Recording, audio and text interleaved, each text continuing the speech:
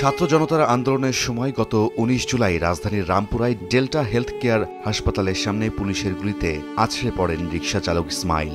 জীবন বাঁচাতে হামাগুড়ি দিয়ে সহযোগিতা চেয়েছিলেন হাসপাতালটির নিরাপত্তা কর্মীদের কাছে, কিন্তু তারা দরজা না খোলায় রক্তক্ষরণে সিঁড়ির ওপরেই প্রাণ হারান ইসমাইল।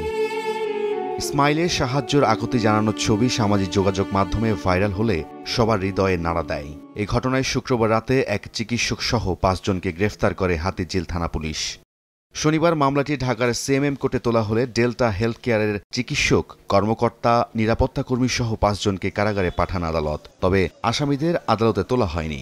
কোনো ডাক্তার এবং কর্মকর্তা এবং কর্মচারী কেউ তাকে চিকিৎসা দেয়নি এবং তার ফলে সে পরবর্তীতে সে মৃত্যুবরণ করে।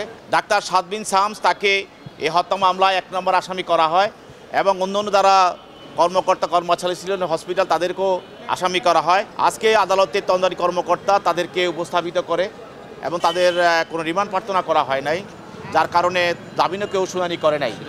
ফলে তাদেরকে সিডব্লিউ মোলে আজকে জেল হাজতে প্রেরণ করা হয়। পরবর্তীতে তদন্তের জন্য আসামিদের রিমান্ডে নেওয়া হতে পারে বলে জানান রাষ্ট্রপক্ষের আইনজীবী রাইদুল ইসলাম শুভ। সময় সংবাদ, ঢাকা।